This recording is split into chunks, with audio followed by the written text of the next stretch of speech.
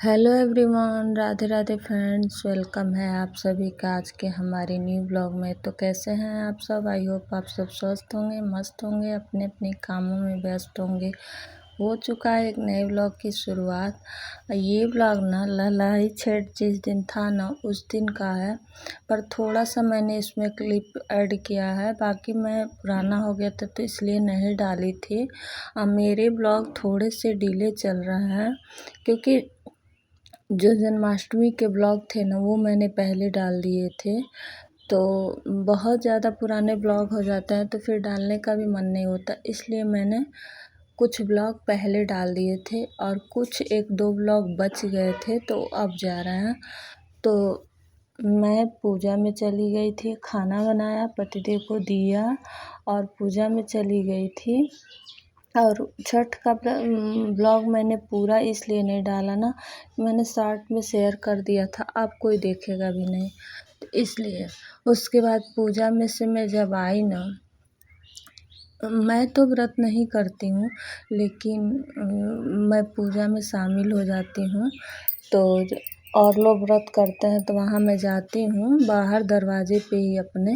लेकिन उस पूजा में जाने में मेरे 1 घंटे लग गए थे। तो फिर जब मैं वहाँ से आई थी तो गेहूँ डाल दिया था। ये गेहूँ धुला हुआ है पर इसको थोड़ा सा धूप दिखाना था। ये बहुत दिन का धुला हुआ है, फ्रेश था और सिर्फ थोड़ा सा धूप दिखा के इसे पिसाना था। पर 1 घंटा वो इतना भारी पड़ गया मेरे लिए ना कि क्या ही मैं बोलूँ। इतना सारा काम फैला था ना, सुबह अगर 5-10 मिनट भी व्यर्थ में अपना टाइम गंवा दो ना, वो पूरा दिन उसको लेके झेलना पड़ता है। सुबह का समय इतना, सच बताऊँ तो, कीमती है हम सभी के लिए। तो सुबह तो मेरा खाना मतलब एकदम सुबह की बात नहीं है। मैं पतिदेव को खाना दे के फिर पूजा स्टार्ट हो गया था तो मैं जल्दी जल्दी, पतिदेव बोले चली जाओ तो मैं गई। लेकिन वहाँ 1 घंटे लग गए। जब पूजा होता है तो उसमें छोड़ के आते भी नहीं हैं। लेकिन आई तो देखी घर की हालत इतनी ख़राब है ना।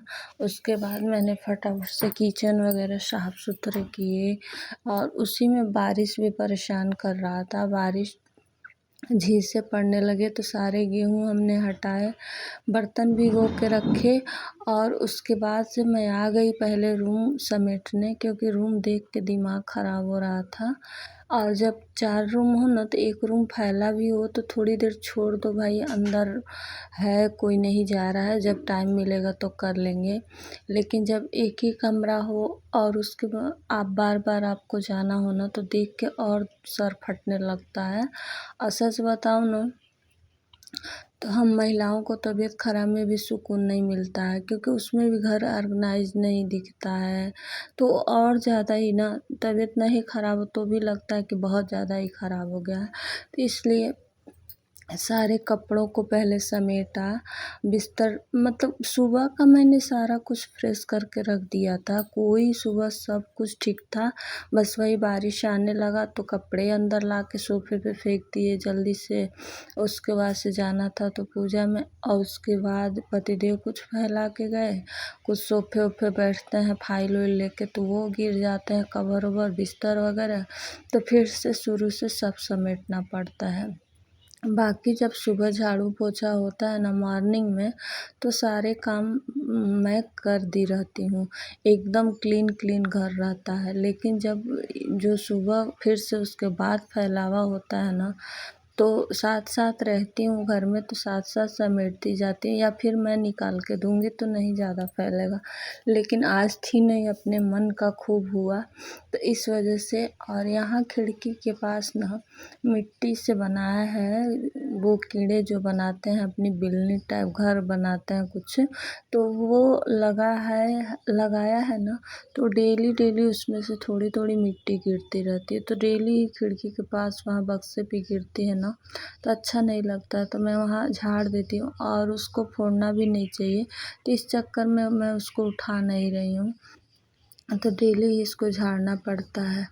और कल भी जो ब्लॉग गया था ना वो इसी ड्रेस में गया था, तो आप लोग मत कहिएगा जैसे दूसरा ब्लॉग मेरे पास एडिट नहीं था तो इसलिए वही ब्लॉग फिर सेम से चला गया है। और ये बीच की 8 दिन की दूरियां हैं, लेकिन अब संजोग बस वही मैच कर गया, तो इसमें आप लोग मतलब ध्यान मत दीजिएगा। तो सबसे पहले मैंने जो साड़ी मेरी सूखी नहीं थी ना, उसका नीचे का बॉर्डर सूखा नहीं था, तो मैं ऐसे ही फोल्ड करके और बिस्तर पे ऐसे ही रख दिया। फ़ैन चल रहा था तो वो अभी सूख जाएगा। और बाहर क्या है ना, बारिश बार बार आ रहा है, हवा चल रहा है, तो इधर उधर कपड़े गिर रहे हैं, तो इसीलिए मैं उठा के भी ला के रख दी। और जितने कपड़े प्रेस करने के लिए वो मैंने छांट के यहीं बेड पे रख दिया है। तो अभी जब सारे काम निपट जाएंगे ना, तो फिर मैं कपड़ों को आयरन करूँगी। मेरी एक ऐसी आदत है ना, सच बताऊँ तो जब काम लेट हो जाता है ना, तो जैसे लगता है बिल्कुल शरीर में एनर्जी ही नहीं, करने का भी मन नहीं होता और बहुत टाइम लग जाता है। तो जितना जल्दी सुबह काम होता है ना, उतना जल्दी फिर थोड़ी देर बाद उसमें लेट हो जाता है तो नहीं हो पाता है। तो इस चक्कर में मुझे लगता है कि हस्बैंड गए तभी मैं कर लेती हूँ, तो अभी तक वो सारे काम निपट गए होते। और इतना मतलब काम हो गया इस टाइम, देखिए बारिश भी आने लगा है।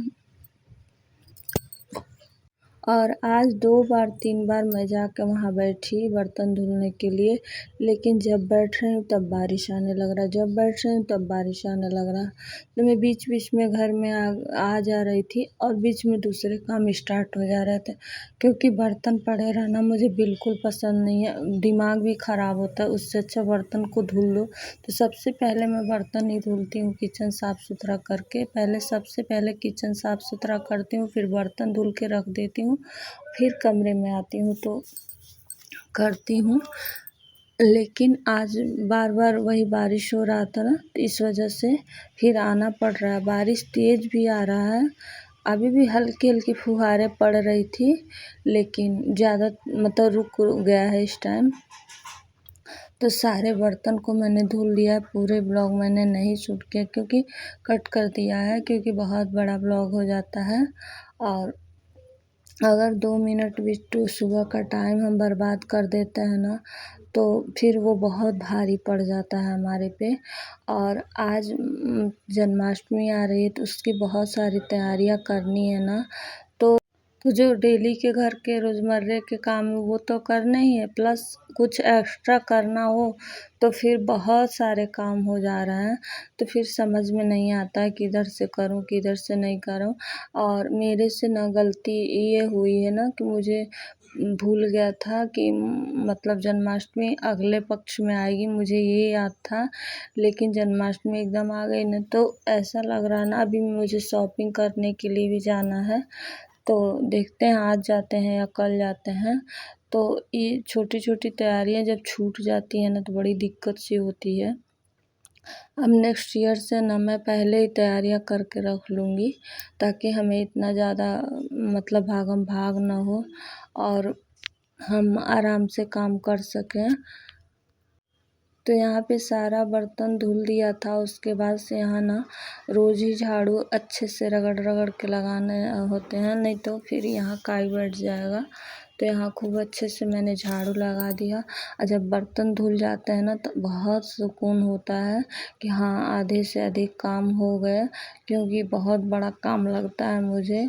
और जब सिंक उंक में धुलो तो खड़े खड़े धुलो तो ज़्यादा नहीं लगता है। अब इसमें बैठ के जब भी ज़्यादा बर्तन होते हैं तो धुल लो।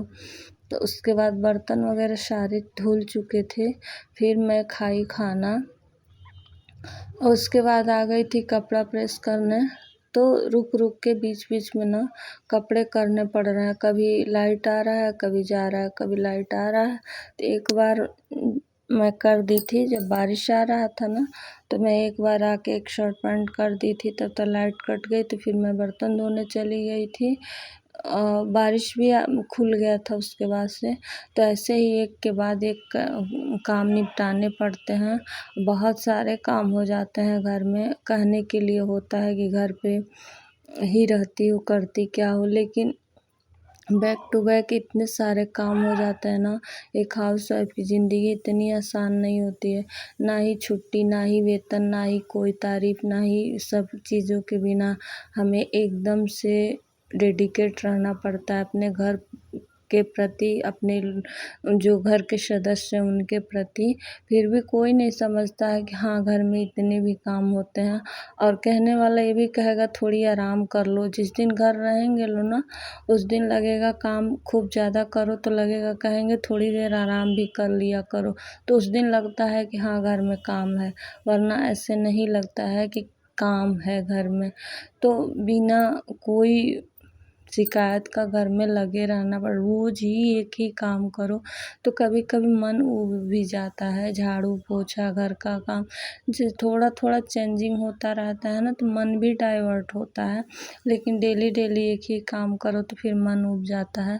तो यहाँ हमने बनाए थे पकौड़े। उस समय मेरा मोबाइल ऑफ हो गया था, बैटरी नहीं थी, चार्ज नहीं था। तो आइए आप सब भी पकौड़े खा लीजिए। अब वीडियो एंड करेंगे, मिलते हैं नेक्स्ट ब्लॉग में। अगर आप सबको पसंद आएगा तो लाइक कर दीजिए, न्यू तो सब्सक्राइब कर दीजिए। मिलते हैं नेक्स्ट ब्लॉग में। राधे राधे।